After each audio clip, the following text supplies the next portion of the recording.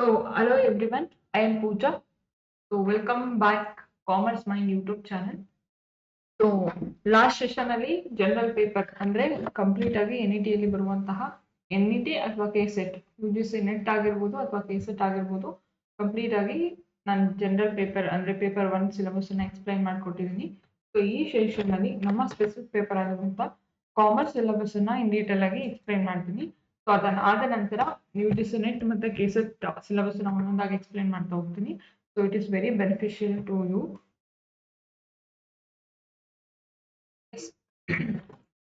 Commerce ಅಂತ ಬಂದಾಗ ನಿಮ್ಗೆ ಸೇಮ್ ಜನರಲ್ ಪೇಪರ್ ಅಲ್ಲಿ ಯಾವ ತರ 10 ಯೂನಿಟ್ಸ್ ಇರುತ್ತೆ, same as it is commerce ಅಲ್ಲಿ ಕೂಡ ನಿಮ್ಗೆ 10 ಯೂನಿಟ್ಸ್ ಇರುತ್ತೆ.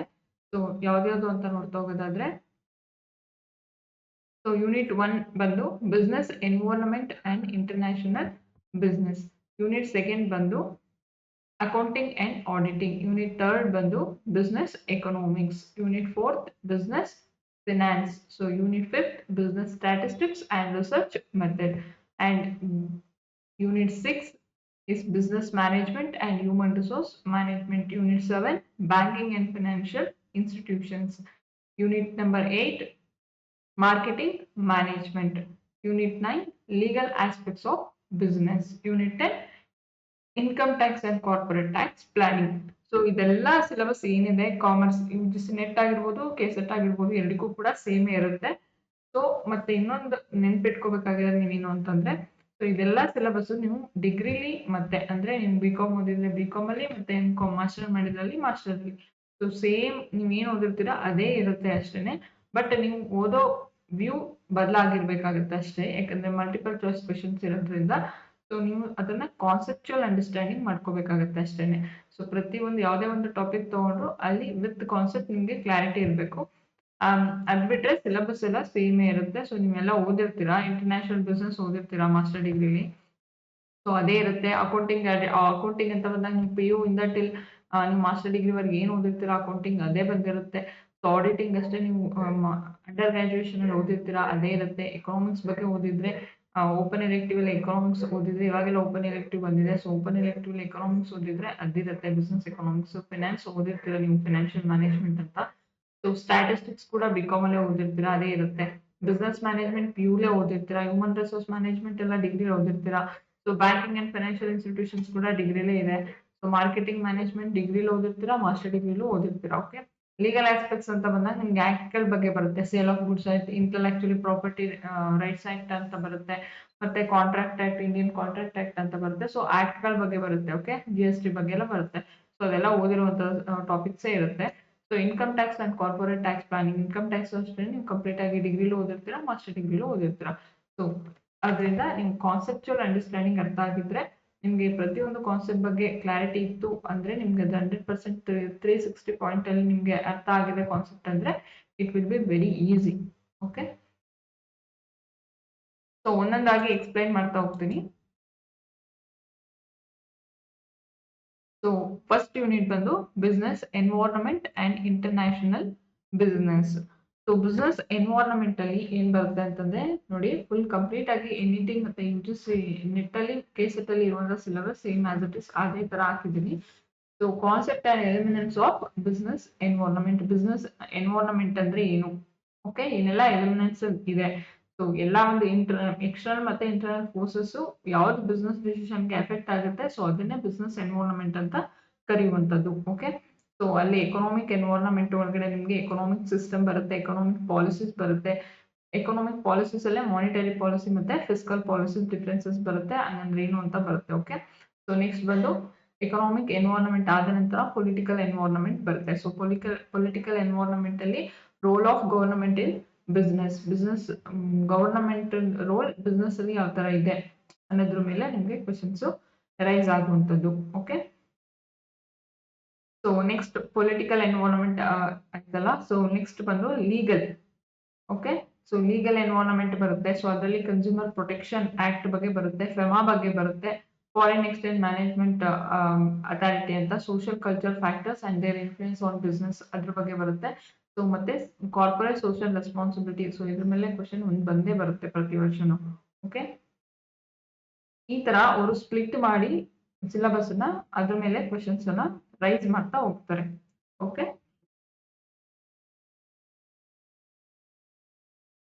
ಸೊ ಅದೇ ರೀತಿ ನಿಮ್ಗೆ ನೆಕ್ಸ್ಟ್ ಬಂದು ಇಷ್ಟು ನಿಮ್ಗೆ ಕಂಪ್ಲೀಟ್ ಆಗಿ ಬಿಸ್ನೆಸ್ ಎನ್ವೈರನ್ಮೆಂಟ್ ಮೇಲೆ ಇರುವಂತಹ ಟಾಪಿಕ್ಸ್. ಓಕೆ, ನೀವು ಪ್ರತಿಯೊಂದನ್ನು ಕವರ್ ಮಾಡಬೇಕಾಗಿರುತ್ತೆ. ಇಲ್ಲಿ ನಿಮ್ಗೆ ಪ್ರಮುಖವಾಗಿ ಕ್ವಶನ್ ಕೇಳ್ತಾರೆ ಯಾವ ಏರಿಯಾದ ಮೇಲೆ ಅಂತಂದ್ರೆ, ಒಂದು ಕನ್ಸ್ಯೂಮರ್ ಪ್ರೊಟೆಕ್ಷನ್ ಆಕ್ಟ್ ಬಗ್ಗೆ ಕೇಳ್ತಾರೆ, ಇಂಟರ್ನಲ್ ಮತ್ತೆ ಎಕ್ಸ್ಟರ್ನಲ್ ಮತ್ತೆ ಮೈಕ್ರೋ ಎನ್ವೈರನ್ಮೆಂಟ್ ಬಗ್ಗೆ ಒಂದು ಕ್ವಶನ್ಸ್ ಕೇಳ್ತಾರೆ, ಫೆಮಾ ಮತ್ತೆ ಫೆರಾದು ಡಿಫ್ರೆನ್ಸ್ ಬರುತ್ತೆ ಅದ್ರ ಮೇಲೆ ಒಂದು ಕ್ವಶನ್ಸ್ ಕೇಳ್ತಾರೆ, CSR ಆಕ್ಟಿವಿಟೀಸ್ ಮೇಲೆ ಒಂದು ಕ್ವಶನ್ ಕೇಳ್ತಾರೆ. ಓಕೆ, ಸೊ ಇನ್ನ ಒಂದು 4-5 ಕಾನ್ಸೆಪ್ಟ್ ಇದೆ. ಸೊ ಬಿಸ್ನೆಸ್ ಎನ್ವೈರನ್ಮೆಂಟ್ ಅಂತ ಬಂದಾಗ ಸೊ ಅದ್ರ ಮೇಲೆ ಒಂದು ಕ್ವಶನ್ ನ ರೈಸ್ ಮಾಡ್ತಾರೆ. ಓಕೆ, ನೆಕ್ಸ್ಟ್ ಬಂದು scope and importance of international business ಅಂತ ಬರುತ್ತೆ. ಅಂದ್ರೆ ಒಂದು ನ್ಯಾಷನಲ್ ಬೌಂಡರೀಸ್ ನ ದಾಟಿ ಬಿಸ್ನೆಸ್ ಟ್ರಾನ್ಸಾಕ್ಷನ್ಸ್ ನಡೀತಾ ಇದೆ ಅಂದ್ರೆ ಅದನ್ನ ಇಂಟರ್ನ್ಯಾಷನಲ್ ಬಿಸ್ನೆಸ್ ಅಂತ ಕರೀತಾರೆ. ನಿಮ್ಗೆಲ್ಲ ಗೊತ್ತು. ಸೊ ಫಾರ್ ಎಕ್ಸಾಂಪಲ್ ಹೇಳೋದಾದ್ರೆ ಇನ್ಫೋಸಿಸ್ IT ಸರ್ವಿಸ್ ಅನ್ನ US ಅಲ್ಲಿ ಪ್ರೊವೈಡ್ ಮಾಡಿದ್ರೆ ಸೊ ಅದನ್ನ ಏನಂತ ಕರೀತಾರೆ, ಇಂಟರ್ನ್ಯಾಷನಲ್ ಬಿಸ್ನೆಸ್ ಅಂತ ಕರೀತಾರೆ. ಓಕೆ, ಅದು ತುಂಬಾ ಫಾರ್ಮ್ಸ್ ಬರುತ್ತೆ. ಎಕ್ಸ್ಪೋರ್ಟ್ ಆಗಿರ್ಬೋದು, ಇಂಪೋರ್ಟ್ ಆಗಿರ್ಬೋದು, ಲೈಸೆನ್ಸಿಂಗ್ ಆಗಿರ್ಬೋದು, ಜಾಯಿಂಟ್ ವೆಂಚರ್ ಆಗಿರ್ಬೋದು, ಫಾರಿನ್ ಡೈರೆಕ್ಟ್ ಇನ್ವೆಸ್ಟ್ಮೆಂಟ್ ಆಗಿರ್ಬೋದು. ಸೊ ಇದೆಲ್ಲ ಇಂಟರ್ನ್ಯಾಷನಲ್ ಬಿಸ್ನೆಸ್ ಫಾರ್ಮ್ಸ್ಗಳು. ಓಕೆ, ಸೊ ನೆಕ್ಸ್ಟ್ ಅದೇ ತರ ಗ್ಲೋಬಲೈಸೇಷನ್ಸ್ ಬಗ್ಗೆ ಬರುತ್ತೆ ನಿಮ್ಗೆ. ಎಸ್, ಗ್ಲೋಬಲೈಸೇಷನ್ಸ್ ಬರುತ್ತೆ ಅಂಡ್ ಇಟ್ ಡ್ರೈವರ್ಸ್ ಅಂತ ಬರುತ್ತೆ. Modes of entry into the international business, ಅದೇ ಫಾರ್ಮ್ಸ್ ಅಂತ ಹೇಳಿದ್ನಲ್ಲ, ಸೊ ಅದೇನೆ ಮೋಡ್ಸ್ ಆಫ್ ಎಂಟ್ರಿ. ಯಾವ್ದೆಲ್ಲ ಮೋಡ್ ಇಟ್ಕೊಂಡು ಇಂಟರ್ನ್ಯಾಷನಲ್ ಬಿಸ್ನೆಸ್ ಒಳಗಡೆ ಎಂಟ್ರಿ ಆಗ್ಬೋದು, ಇಂಪೋರ್ಟ್ ಆಗಿರ್ಬೋದು, ಎಕ್ಸ್ಪೋರ್ಟ್ ಆಗಿರ್ಬೋದು. ಸೊ ಅದೆಲ್ಲ ಒಂದು ಫಾರ್ಮ್. ಇಂಟರ್ನ್ಯಾಷನಲ್ ಬಿಸ್ನೆಸ್ ಒಳಗಡೆ ಎಂಟರ್ ಆಗೋದಕ್ಕೆ ಅದೆಲ್ಲ ಒಂದು ಮೋಡ್ಸ್. ಓಕೆ, ಸೊ ಅದ್ರ ಮೇಲೆ ಒಂದು ಕ್ವಶನ್ಸ್ ಅನ್ನ ಕೇಳ್ತಾರೆ. ಸೊ ನೆಕ್ಸ್ಟ್ ಬಂದು ಥಿಯರಿ ಆಫ್ ಇಂಟರ್ನ್ಯಾಷನಲ್ ಟ್ರೇಡ್ ಅಂದ್ರೆ ಏನು? ಕೆಲವೊಂದು ಥಿಯರೀಸ್ ಗಳು ಬರುತ್ತೆ. ಓಕೆ, ತುಂಬಾ ಥಿಯರೀಸ್ ಬರುತ್ತೆ. Absolute advantage theory given by Adam Smith, comparative advantage David Ricardo, so Heckscher Ohlin theory. So ಅದೇ ತರ ತುಂಬಾ ಥಿಯರೀಸ್ ಗಳು ಬರುತ್ತೆ. ಸೊ ಆ ಥಿಯರೀಸ್ ಮೇಲೆ ಒಂದು ಕ್ವಶನ್ಸ್ ನ ಕೇಳ್ತಾರೆ. So next government intervention on in international trade, tariff and non tariff barriers, India's foreign trade policy. Indian foreign trade policy ಬಗ್ಗೆ ಒಂದು ಕ್ವಶನ್ ಪ್ರತಿ ವರ್ಷನೂ ಬರುತ್ತೆ. ಸೊ ಇದೇ ತರ ಅವ್ರ ಕಾನ್ಸೆಪ್ಟ್ ಅನ್ನ ಸ್ಪ್ಲಿಟ್ ಮಾಡಿ ಕ್ವಶನ್ಸ್ ಅನ್ನ ಕೇಳ್ತಾರೆ. Okay, so India's foreign trade policy ಅಂತ ಬಂದಾಗ who is issued? It is issued by ministry of commerce. ಎಷ್ಟು ವರ್ಷ ವ್ಯಾಲಿಡಿಟಿ ಇರುತ್ತೆ ಅಂದ್ರೆ 5 years ವ್ಯಾಲಿಡಿಟಿ ಇರುತ್ತೆ.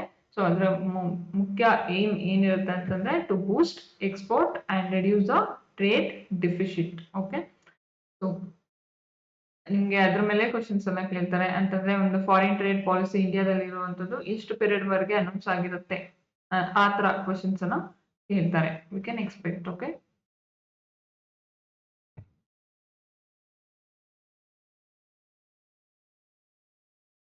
ಸೊ ನೆಕ್ಸ್ಟ್ ನೋಡಿ, so continuation business environment and international business ನ ಕಂಟಿನ್ಯೂಷನ್ ಇರುವಂತದ್ದು ಫಾರಿನ್ ಡೈರೆಕ್ಟ್ ಇನ್ವೆಸ್ಟ್ಮೆಂಟ್ ಮತ್ತೆ ಫಾರಿನ್ ಪೋರ್ಟ್ಫೋಲಿಯೋ ಇನ್ವೆಸ್ಟ್ಮೆಂಟ್ ಗೆ ಡಿಫ್ರೆನ್ಸ್ ಅನ್ನ ತಿಳ್ಕೊಬೇಕಾಗುತ್ತೆ. ಟೈಪ್ಸ್ ಆಫ್ FD ಅಂತ ಬರುತ್ತೆ.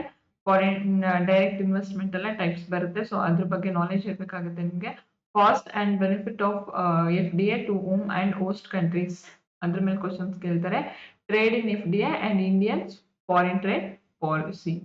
Okay, foreign direct investment, Indian foreign direct investment policies ಬಗ್ಗೆನೂ ಕ್ವಶನ್ಸ್ ಅನ್ನ ಕೇಳ್ತಾರೆ. ನೆಕ್ಸ್ಟ್ ನಿಮ್ಗೆ ಇಂಪಾರ್ಟೆಂಟ್ ಆಗಿ ಕ್ವಶನ್ ಏರಿಯಾ ಅಂತಂದ್ರೆ balance of payment. So balance of payment ಬಗ್ಗೆ ಕೇಳ್ತಾರೆ. ಸೊ ಅದ್ರ ಸ್ಟ್ರಕ್ಚರ್ ಯಾವ ತರ ಇದೆ ಬ್ಯಾಲೆನ್ಸ್ ಆಫ್ ಪೇಮೆಂಟ್, ಮತ್ತೆ ಅದ್ರ ಇಂಪಾರ್ಟೆನ್ಸ್ ಹೆಂಗಿದೆ, ಯಾವ್ದೆಲ್ಲ ಕಾಂಪೊನೆಂಟ್ಸ್ ಇದೆ ಬ್ಯಾಲೆನ್ಸ್ ಆಫ್ ಪೇಮೆಂಟ್ ಅಲ್ಲಿ, ಯಾವ್ದೆಲ್ಲ ಕಾಂಪೊನೆಂಟ್ಸ್ ಇದೆ. ಓಕೆ, ಸೊ ಅದೇ ತರ ನಿಮ್ಗೆ ರೀಜನಲ್ ಎಕನಾಮಿಕ್ ಇಂಟಿಗ್ರೇಷನ್ಸ್ ಅಂತ ಬರುತ್ತೆ. ಫ್ರೀ ಟ್ರೇಡ್, ಯೂನಿಯನ್ ಟ್ರೇಡ್ ಅಂತೆಲ್ಲ ಬರುತ್ತೆ. ಸೊ ಆ ರೀಜನಲ್ ಎಕನಾಮಿಕ್ ಇಂಟಿಗ್ರೇಷನ್ಸ್ ಅಲ್ಲಿ ಲೆವೆಲ್ಸ್ ಬರುತ್ತೆ. ಓಕೆ, ಆ ಲೆವೆಲ್ಸ್ ಮೇಲೆ ಕ್ವಶನ್ಸ್ ಕೇಳ್ತಾರೆ. ಸೊ ಅದಾದ್ಮೇಲೆ trade creation and diversion effects ಬಗ್ಗೆ, ಇನ್ ರೀಜನಲ್ ಟ್ರೇಡಿಂಗ್ ಅಗ್ರಿಮೆಂಟ್ಸ್ ಬಗ್ಗೆ, ಯುರೋಪಿಯನ್ ಯೂನಿಯನ್ ಬಗ್ಗೆ, ಏಷ್ಯನ್ ಬಗ್ಗೆ, ಸಾರ್ಕ್ ಬಗ್ಗೆ, ನಫ್ತಾ ಬಗ್ಗೆ. ಸೊ ಕೆಲವೊಂದು ಅಗ್ರಿಮೆಂಟ್ಸ್ ಗಳಿರುತ್ತೆ. ಸೊ ಅದ್ರ ಬಗ್ಗೆ ಎಲ್ಲ ನಿಮ್ಗೆ ರೀಜನಲ್, ಅದನ್ನೇ ಹೇಳೋದು ರೀಜನಲ್ ಟ್ರೇಡ್ ಅಗ್ರಿಮೆಂಟ್ಸ್. ಸೊ ಈ ರೀಜನಲ್ ಟ್ರೇಡ್ ಅಗ್ರಿಮೆಂಟ್ಸ್ ಮೇಲೆ ಒಂದು ಕ್ವಶನ್ಸ್ ಅನ್ನ ರೈಸ್ ಮಾಡ್ತಾರೆ. ಓಕೆ, ಸೊ ನೆಕ್ಸ್ಟ್ ಬಂದು ಇಂಟರ್ನ್ಯಾಷನಲ್ ಎಕನಾಮಿಕ್ ಇನ್ಸ್ಟಿಟ್ಯೂಷನ್ಸ್. ಇದೆಲ್ಲ ಇಂಟರ್ನ್ಯಾಷನಲ್ ಲೆವೆಲ್ ಅಲ್ಲಿ ವರ್ಕ್ ಮಾಡ್ತಿರುವಂತಹ ಎಕನಾಮಿಕ್ ಇನ್ಸ್ಟಿಟ್ಯೂಷನ್ಸ್ ಆಗಿರುತ್ತದೆ. ಯಾವ್ದಂದ್ರೆ IMF. Okay, so world bank ಆಗಿರ್ಬೋದು, UNCTAD ಆಗಿರ್ಬೋದು. ಸೊ ಇವೆಲ್ಲ ಇಂಟರ್ನ್ಯಾಷನಲ್ ಎಕನಾಮಿಕ್ ಇನ್ಸ್ಟಿಟ್ಯೂಷನ್ಸ್ ಆಗಿರುತ್ತೆ. ಇದ್ರ ಮೇಲೆ ನಿಮಗೆ ಕ್ವಶನ್ಸ್ ಅನ್ನ ರೈಸ್ ಮಾಡ್ತಾರೆ. So next world trade organisations WTO ಬಗ್ಗೆ ಅದರ ಫಂಕ್ಷನ್ಸ್ ಅದರ ಆಬ್ಜೆಕ್ಟಿವ್ಸ್ ಹೆಂಗಿದೆ, ಅಗ್ರಿಕಲ್ಚರ್ ಅಗ್ರಿಮೆಂಟ್ಸ್ ಹೆಂಗಿದೆ, ಮತ್ತೆ GATS ಟ್ರಿಮ್ಸ್ ಇದ್ರ ಮೇಲೆಲ್ಲ ಕ್ವಶನ್ಸ್ ಅನ್ನ ಕೇಳ್ತಾರೆ. ಅಂದ್ರೆ ಅದ್ರ ಫುಲ್ ಫಾರ್ಮ್ ಅದು ಯಾವಾಗ ಬಂತು, ಅದರ ಫಂಕ್ಷನ್ ಹೆಂಗಿದೆ, ಸೊ ಈ ತರ ನಿಮಗೆ ಕ್ವಶನ್ಸ್ ಅನ್ನ ರೈಸ್ ಮಾಡ್ತಾ ಹೋಗ್ತಾರೆ. So right, this is all about the syllabus of business environment and international business. ಇಷ್ಟು ನಿಮಗೆ ಕಂಪ್ಲೀಟ್ ಆಗಿ ಇರುವಂತಹ ಟಾಪಿಕ್ಸ್ ಈ ಒಂದು ಯೂನಿಟ್ 1 ಮೇಲೆ. ಸೊ ಇಷ್ಟು ಕಾನ್ಸೆಪ್ಟ್ಸ್ ಅನ್ನ ಕವರ್ ಮಾಡಿದ್ರೆ ಮಾತ್ರ ನೀವು ಕಂಪ್ಲೀಟ್ ಆಗಿ ಇಂಟರ್ನ್ಯಾಷನಲ್ ಬಿಸ್ನೆಸ್ ಮತ್ತೆ ಬಿಸ್ನೆಸ್ ಎನ್ವೈರನ್ಮೆಂಟ್ ನ ಕಂಪ್ಲೀಟ್ ಮಾಡಿದೀರಾ ಅಂತ ಅರ್ಥ ಆಗುತ್ತೆ. ಓಕೆ, ಸೊ ನೆಕ್ಸ್ಟ್ ಬಂದು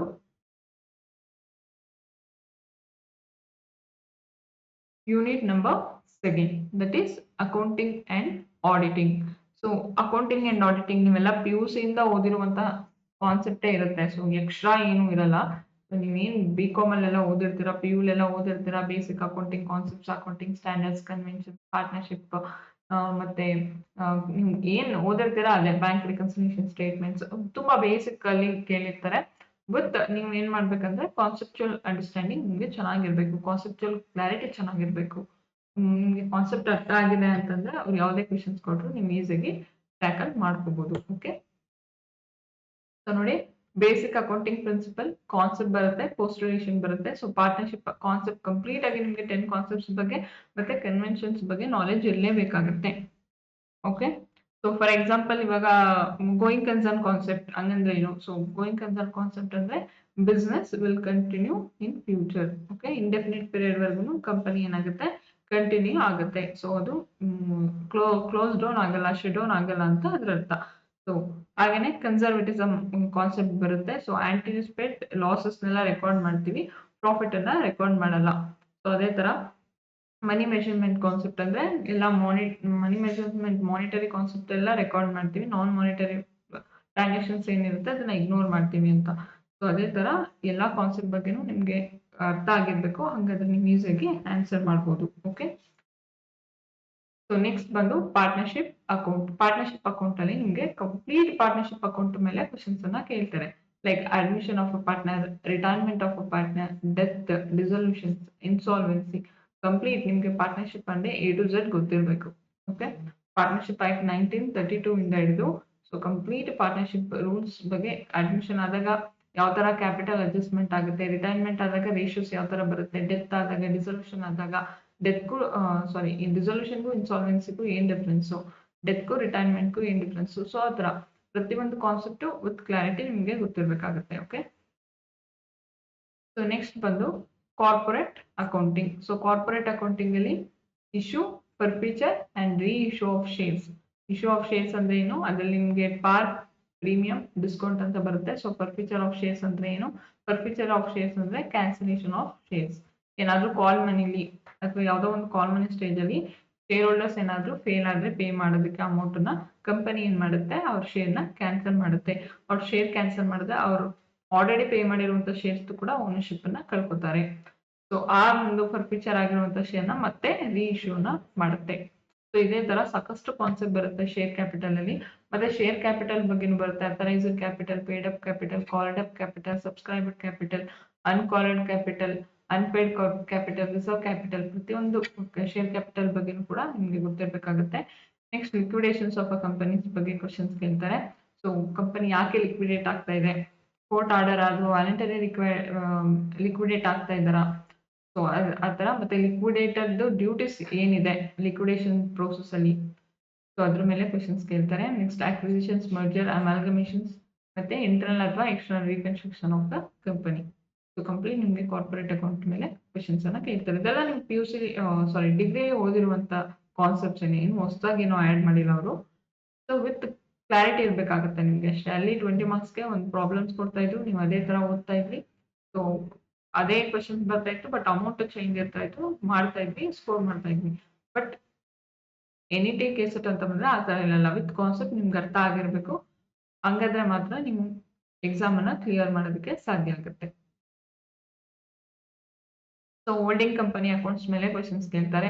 ಸೊ ಇಷ್ಟು ನಿಮ್ಗೆ ಅಕೌಂಟಿಂಗ್ ಮೇಲೆ ಬರುತ್ತೆ. Next cost and management accounting. So ನೋಡಿ, ಈ ಒಂದು ಅಕೌಂಟಿಂಗ್ ಅಂತ ಬಂದಾಗ ಮೇನ್ ಆಗಿ 3 ಬ್ರಾಂಚಸ್ ಇರುತ್ತೆ. ಒಂದು financial accounting, next cost accounting and ಅದರ ನೆಕ್ಸ್ಟ್ ಮ್ಯಾನೇಜ್ಮೆಂಟ್ ಅಕೌಂಟಿಂಗ್ ಅಂತ. ಸೊ ಫಿನಾನ್ಷಿಯಲ್ ಅಕೌಂಟಿಂಗ್ ಒಳಗಡೆ ಇಷ್ಟು ಕಾನ್ಸೆಪ್ಟ್ ಬರುತ್ತೆ.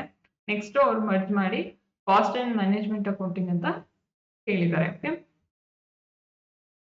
ಸೊ ಆ ಕಾಸ್ಟ್ ಅಂಡ್ ಮ್ಯಾನೇಜ್ಮೆಂಟ್ ಅಕೌಂಟಿಂಗ್ ಅಲ್ಲಿ ಮಾರ್ಜಿನಲ್ ಕಾಸ್ಟಿಂಗ್ ಮೇಲೆ ನಿಮಗೆ ಕ್ವಶನ್ಸ್ ಕೇಳ್ತಾರೆ.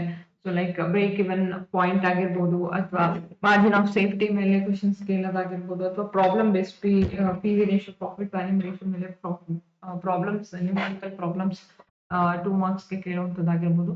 So marginal costing is very important. So next break even analysis, ಅಲ್ಲಿ ಬ್ರೇಕ್ ಇವನ್ ಅನಾಲಿಸಿಸ್ ಮೇಲೆ ಕ್ವಶನ್ಸ್ ಅನ್ನ ಕೇಳ್ತಾರೆ. ಮತ್ತೆ ಸ್ಟ್ಯಾಂಡರ್ಡ್ ಕಾಸ್ಟಿಂಗ್ ಮೇಲೆ ಕ್ವಶನ್ಸ್ ಕೇಳ್ತಾರೆ. ಓಕೆ, ಮೆಟೀರಿಯಲ್ ಮತ್ತೆ ಲೇಬರ್ ಓವರ್ ಹೆಡ್ಸ್ ಇಷ್ಟ್ರ ಮೇಲೂ ಕೂಡ ನಿಮಗೆ ಕ್ವಶನ್ಸ್ ಅನ್ನ ರೈಸ್ ಮಾಡ್ತಾರೆ. ಬಜೆಟರಿ ಕಂಟ್ರೋಲ್ ಮತ್ತೆ ಪ್ರೋಸೆಸ್ ಕಾಸ್ಟಿಂಗ್ ಮೇಲೆ ಕ್ವಶನ್ಸ್ ಅನ್ನ ಕೇಳ್ತಾರೆ. ಇದೆಲ್ಲ ಥಿಯರಿಟಿಕಲ್ ಬೇಸ್ ಆಗಿರುತ್ತೆ, ಪ್ರಾಕ್ಟಿಕಲ್ ಬೇಸ್ ಆಗು ಇರುತ್ತೆ. ಸೊ ಆಕ್ಟಿವಿಟಿ ಬೇಸ್ಡ್ ಕಾಸ್ಟಿಂಗ್ ಮತ್ತೆ costing for decision making, life cycle costing, target costing, kaizen costing and just in time. So ಇಷ್ಟು ಕೂಡ ಕ್ವಶನ್ಸ್ ಅನ್ನು ಕೇಳ್ತಾರೆ. So next continuation part, accounting and auditing ಅಲ್ಲಿ continuation ಬಂದು so financial statement analysis, ಅಲ್ಲಿ ನಿಮಗೆ ratio analysis ಆಗಿ fund flow ಅಥವಾ cash flow statements. So cash flow statement ಅಲ್ಲಿ ಡೈರೆಕ್ಟ್ ಮೆಥಡ್ ಮತ್ತೆ ಇಂಡೈರೆಕ್ಟ್ ಮೆಥಡ್ ಅಂತ ಇದೆ. ಸೊ ಎರಡರಲ್ಲೂ ಕೂಡ 3 ಆಕ್ಟಿವಿಟೀಸ್ ಬರುತ್ತೆ: operating activities, investing activities and financing activities ಅಂತ. ಸೊ ಇದೆಲ್ಲ ಗೊತ್ತಿದೆ ಅಂತ ಅನ್ಕೋತೀನಿ. ಫಂಡ್ ಫ್ಲೋ ಅಂತ ಬಂದಾಗ sources of fund, applications of fund ಅಂತ ಬರುತ್ತೆ. ರೇಷಿಯೋ ಅನಾಲಿಸಿಸ್ ಅಂತ ಬಂದಾಗ ನಿಮಗೆ ಸಾಕಷ್ಟು ರೇಷಿಯೋ ಬರುತ್ತೆ: current ratio, quick ratio, asset ratio, debt equity ratio. So ತುಂಬಾ ರೇಷಿಯೋ, ಸಾಕಷ್ಟು ರೇಷಿಯೋಸ್ ಗಳು ಬರುತ್ತೆ. ವಿತ್ ಫಾರ್ಮುಲಾ ನಿಮಗೆ ಗೊತ್ತಿರಬೇಕು. ಮತ್ತೆ ಆ ರೇಷಿಯೋನ ಪರ್ಟಿಕ್ಯುಲರ್ ಆಗಿ ಏನಕ್ಕೆ ಯೂಸ್ ಮಾಡ್ತಾ ಇದ್ದಾರೆ, ಸೊ ಅದರ ಇಂಟೆನ್ಷನ್ ಏನು ಅದು ಕೂಡ ನಿಮ್ಗೆ ಗೊತ್ತಿರ್ಬೇಕಿರುತ್ತೆ. ಸೊ ಅದ್ರ ಮೇಲೆ ಡೈರೆಕ್ಟ್ ಆಗಿ ಒಂದು ಕ್ವಶನ್ಸ್ ಅನ್ನ ಕೇಳ್ತಾರೆ. Next human resource accounting. Human resource accounting ಅಂದ್ರೆ ಏನು, ಇನ್ಫ್ಲೇಷನ್ ಅಕೌಂಟಿಂಗ್ ಅಂದ್ರೆ ಏನು, ಎನ್ವೈರನ್ಮೆಂಟಲ್ ಅಕೌಂಟಿಂಗ್ ಅಂದ್ರೆ ಏನು, ಯಾವ ತರ ವರ್ಕ್ ಆಗ್ತಾ ಇದೆ, ಸೊ ಅದು ಗೊತ್ತಿರ್ಬೇಕಾಗುತ್ತೆ. ನೆಕ್ಸ್ಟ್ ಇಂಡಿಯನ್ ಅಕೌಂಟಿಂಗ್ ಸ್ಟ್ಯಾಂಡರ್ಡ್ಸ್ ಮತ್ತೆ IFRS ಬಗ್ಗೆ ನಾಲೆಜ್ ಇರಬೇಕಾಗುತ್ತೆ. ಸೊ ಇಷ್ಟು ನಿಮ್ಮ ಅಕೌಂಟಿಂಗ್ ಅಂಡ್ ಕಾಸ್ಟಿಂಗ್ ಮೇಲೆ ಕೇಳುವಂತ ಕ್ವೆಶನ್ಸ್. ನೆಕ್ಸ್ಟ್ ಟಾಪಿಕ್ ಬಂದು ಅದರಲ್ಲಿ ಅಕೌಂಟಿಂಗ್ ಅಲ್ಲಿ ಅಕೌಂಟಿಂಗ್ ಅಂಡ್ ಆಡಿಟಿಂಗ್ ಅಂತ ಬರುತ್ತೆ. ಸೊ ಆಡಿಟಿಂಗ್ ಅಂತ ಬಂದಾಗ ನೋಡಿ, ಇಂಡಿಪೆಂಡೆಂಟ್ ಫಿನಾನ್ಷಿಯಲ್ ಆಡಿಟಿಂಗ್, ಓಚಿಂಗ್ ಅಂದ್ರೆ ನಿಮಗೆಲ್ಲ ಗೊತ್ತು. This is the documentary supporting documentary evidence. So verification and valuation of assets and liabilities ಅಂತ ಬರುತ್ತೆ. ಅಲ್ಲಿ ನಿಮಗೆ ಸಾಕಷ್ಟು ಅಸೆಟ್ಸ್ ಮತ್ತೆ ಲಯಬಿಲಿಟೀಸ್ ನ ವೆರಿಫಿಕೇಶನ್ ವ್ಯಾಲ್ಯೂಯೇಷನ್ ಮಾಡೋದ್ರ ಮೇಲೆ ಕ್ವೆಶನ್ಸ್ ಅನ್ನ ಕೇಳ್ತಾರೆ. Audit of financial statements and audit reports, cost audit ಎಲ್ಲ ಕ್ವೆಶನ್ಸ್ ಕೇಳ್ತಾರೆ. ಸೊ ರೀಸೆಂಟ್ ಟ್ರೆಂಡ್ ಆಡಿಟಿಂಗ್ ಅಲ್ಲಿ ಯಾವ ತರ ಇದೆ, ಲೈಕ್ ಮ್ಯಾನೇಜ್ಮೆಂಟ್ ಆಡಿಟ್ ಆಗಿರ್ಬೋದು, ಎನರ್ಜಿ ಆಡಿಟ್ ಆಗಿರ್ಬೋದು, ಎನ್ವೈರನ್ಮೆಂಟಲ್ ಆಡಿಟ್ ಆಗಿರ್ಬೋದು, ಸಿಸ್ಟಮ್ ಆಡಿಟ್ ಆಗಿರ್ಬೋದು, ಸೇಫ್ಟಿ ಆಡಿಟ್ ಆಗಿರ್ಬೋದು. ರೀಸೆಂಟ್ ಟ್ರೆಂಡ್ಸ್ ಆಡಿಟಿಂಗ್ ಅಲ್ಲಿ ಯಾವ ತರ ಇದೆ, ಸೊ ಈ ತರ ಆಡಿಟ್ ಗಳನ್ನ ಯೂಸ್ ಮಾಡ್ಕೊಂಡು ಟ್ರೆಂಡ್ ಯಾವ ತರ ಇದೆ ಅನ್ನೋದ್ರ ಮೇಲೆ ಕ್ವೆಶನ್ಸ್ ಅನ್ನ ಕೇಳ್ತಾರೆ. This is all about the concepts of accounting and auditing. Okay, so next concept ಬಂದು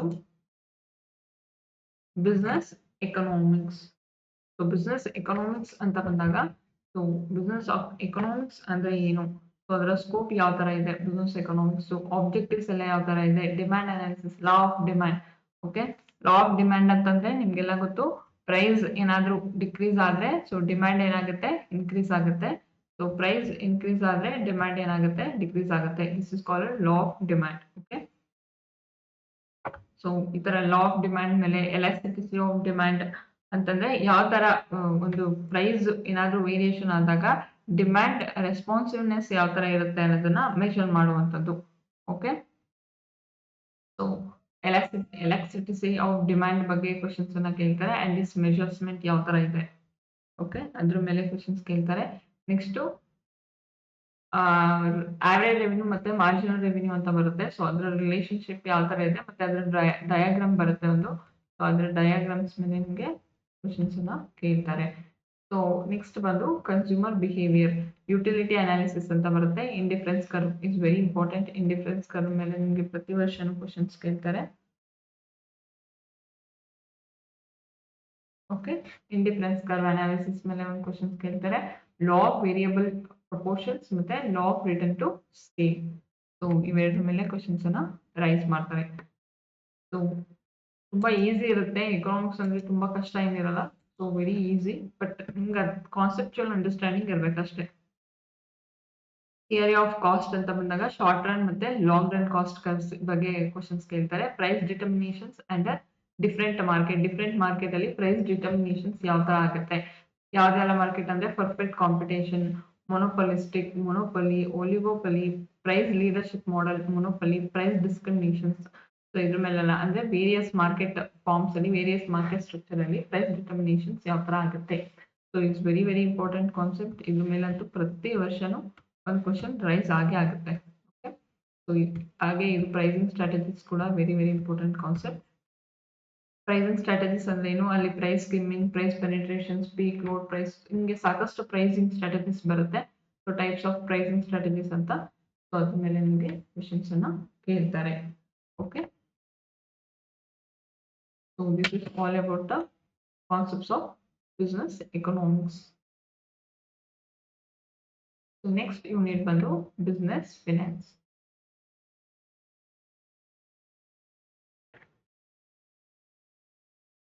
so business finance, scope and sources of finance. So scope ಯಾವ ತರ ಇದೆ, ಸೋರ್ಸಸ್ ಯಾವ ತರ ಇದೆ. ಸೋರ್ಸಸ್ ಅಂತ ಬಂದಾಗ in the sense of equity, preference, debentures, return earnings. So ಯಾವ ಸೋರ್ಸಸ್ ಇಂದ ಫಿನಾನ್ಸ್ ಅನ್ನ ಕಲೆಕ್ಟ್ ಮಾಡ್ತಾ ಇದೀರಾ. So this is called sources of finance. So ಆ ಲೀಸ್ ಫಿನಾನ್ಸ್ ಬಗ್ಗೆ ಬರುತ್ತೆ, ಕಾಸ್ಟ್ ಆಫ್ ಕ್ಯಾಪಿಟಲ್ ಬಗ್ಗೆ ಬರುತ್ತೆ, and time value of money. Cost of capital ನಿಮ್ಗೆ ಗೊತ್ತಿರುತ್ತೆ ಅಂತ ಅನ್ಕೋತೀನಿ. Debt, return earnings, equity shares, preference shares, ಅದ್ರ ಮೇಲೆಲ್ಲ ಫಾರ್ಮುಲಾ, ವಿತ್ ಫಾರ್ಮುಲಾ ನಿಮಗೆ ಕಾಸ್ಟ್ ಆಫ್ ಕ್ಯಾಪಿಟಲ್ ಮಾಡೋದು ನಿಮ್ಗೆ ಗೊತ್ತಿದೆ ಅಂತ ಅನ್ಕೋತೀನಿ. ಸೊ ಅದ್ರ ಮೇಲೆ ಕ್ವಶನ್ಸ್ ಕೇಳ್ತಾರೆ. ಟೈಮ್ ವ್ಯಾಲ್ಯೂ ಆಫ್ ಮನಿ ಮೇಲೆ ಕ್ವಶನ್ಸ್ ಅನ್ನ ಕೇಳ್ತಾರೆ. ಲೈಕ್ ಅಸೆಷನ್ ಅಥವಾ ರೀಸನ್ಸ್ ಮೇಲೆ ಅಥವಾ ಸ್ಟೇಟ್ಮೆಂಟ್ ವೈಸ್ ಕ್ವಶನ್ಸ್ ಅನ್ನ ಕೇಳ್ತಾರೆ. ಸೊ ಕ್ಯಾಪಿಟಲ್ ಸ್ಟ್ರಕ್ಚರ್, ಡೆಟ್ ಮತ್ತೆ ಈಕ್ವಿಟಿ ಮಿಕ್ಸ್ ಯಾವ ತರ ಕ್ಯಾಪಿಟಲ್ ಸ್ಟ್ರಕ್ಚರ್ ಇದೆ. ಓಕೆ, ಸೊ ಅದ್ರ ಮೇಲೆ ಕ್ವಶನ್ಸ್ ಕೇಳ್ತಾರೆ. ನೆಕ್ಸ್ಟ್ ಬಂದು capital budgeting decisions. So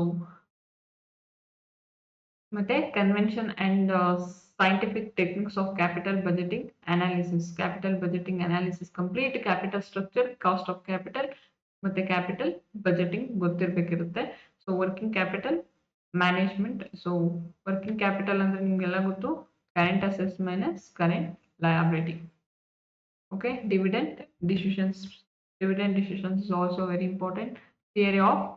Theories and policies.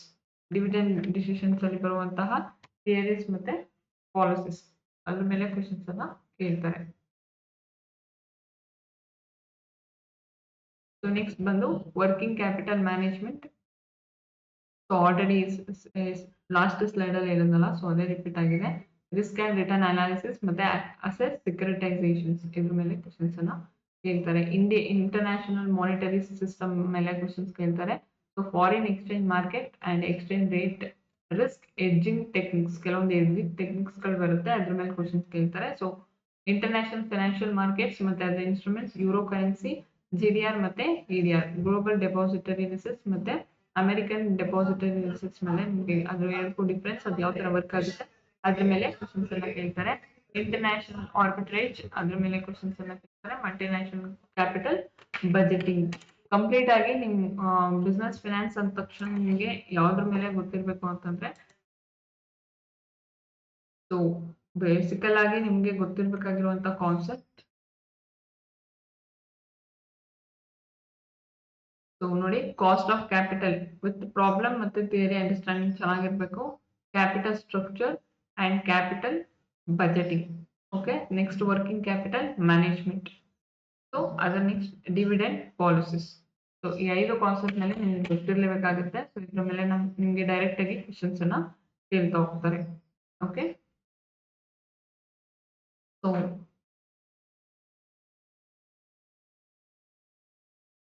ಇಷ್ಟು ನಿಮ್ಗೆ ಬಿಸ್ನೆಸ್ ಫಿನಾನ್ಸ್ ಅಲ್ಲಿ ಬರುವಂತಹ topics.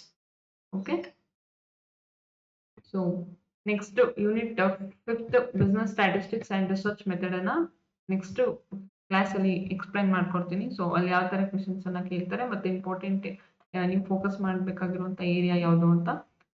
So thank you all.